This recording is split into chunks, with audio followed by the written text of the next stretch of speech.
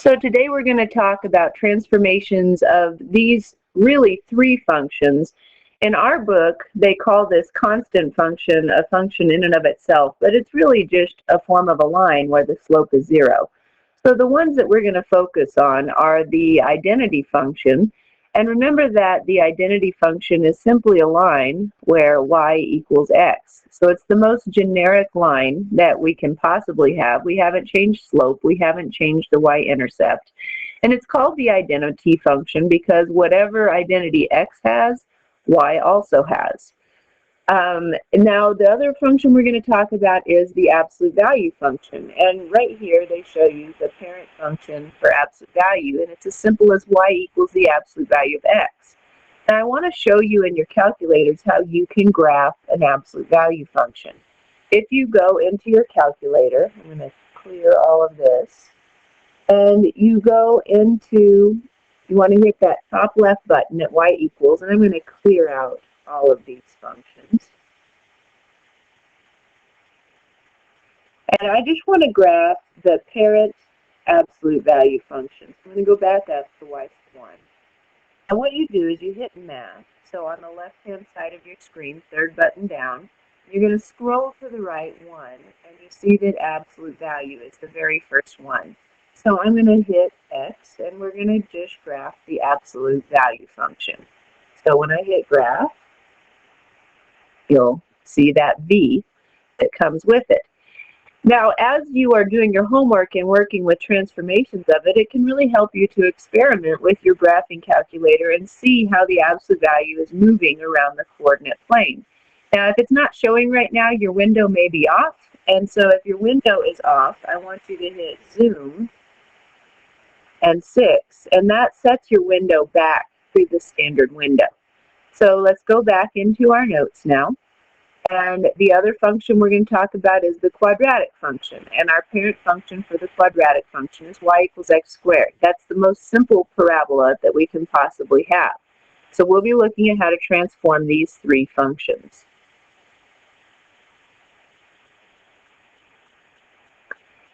So identify the type of function represented by the graph. Well, that's an absolute value.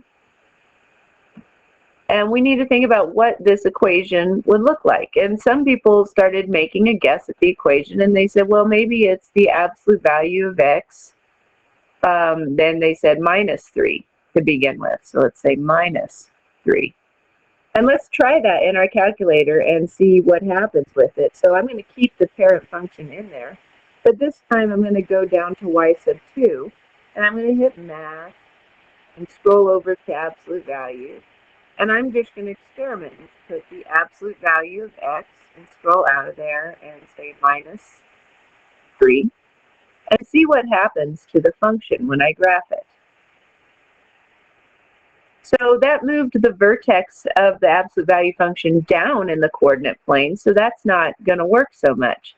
So then what happens if we do y equals the absolute value of x minus 3? Let's see what happens in our calculators with that. So this time I'm going to put that into y sub 3. So math number, the absolute value of x minus 3.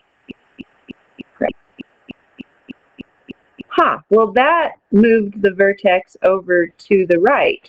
So we now know that if we are putting things within the absolute value when we're adding and subtracting, that's what's going to move it left and right. And since x minus 3 moved it to the right, then this function must be the absolute value of x plus 3. And if you put that in your calculator, you're going to see that that did shift this 3 units to the left. And so when it's asking about how this is being transformed, you would say that this was a slide to the left 3 units. So basically the only thing that happened is the vertex moved. The shape of the absolute value function is still the same as the parent function. One ray still has a slope of 1, and one ray still has a slope of -1. So we haven't done anything to stretch it or shrink it yet. Okay, now here we have a parabola.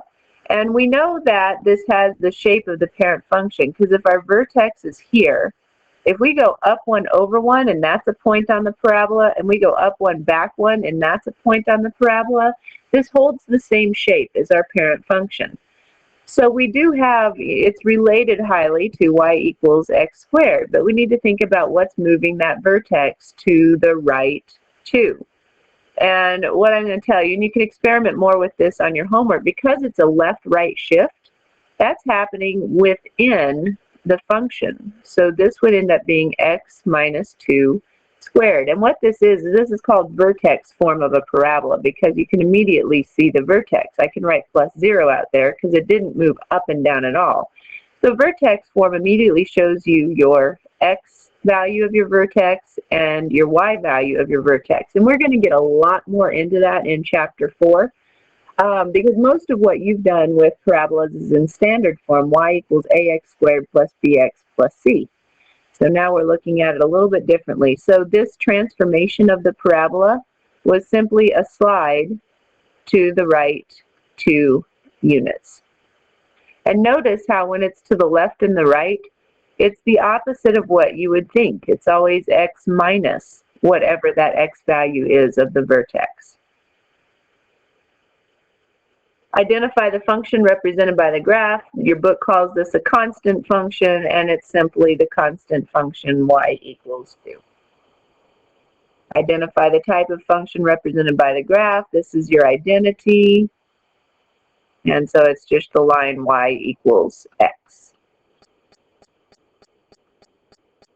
So describe the translation y equals x plus 1 squared, and then graph a function. So if I write this as in vertex form, it's going to be x minus negative 1 squared. And so what this means is that this is moving to the left 1 unit. And that's the only thing that differs. I'm writing with my finger right now, so sorry this is so messy.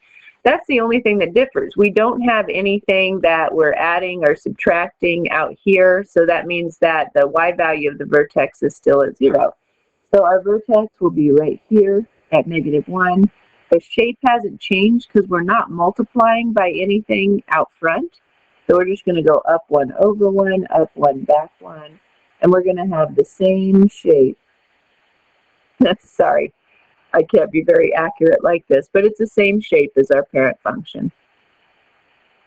Describe the translation in the graph y equals the absolute value of x minus 4.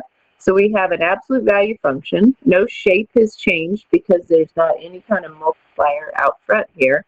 And this means that it shifts to the right 4 units. So our vertex is going to be at 4, 0. And it's going to have a ray with a slope of 1 and a ray with a slope of negative 1. Now, what's going to happen if we put a multiplier in front of the actual function? And if you put this in your calculator, you're going to see that this has just flipped it. And what it's done is it's reflected it over the x-axis. So you would say that this is a reflection over the x-axis. So up until now, we've just talked about slides moving translations. Now we're talking about reflections. Describe the reflection y equals negative x squared. Well, just like the last one we did, it's going to have the same shape as the parent function, but it's just going to be reflected over the x-axis.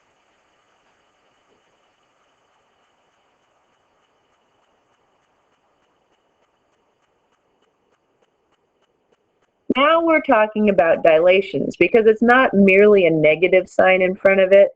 And so if you put this into your calculator and you compare it to the parent function, what you're going to see, and I'm going to go in here and I'm going to delete y2 and y3.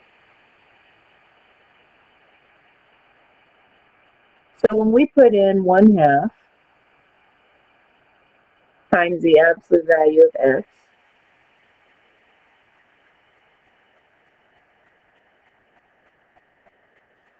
there's our parent function.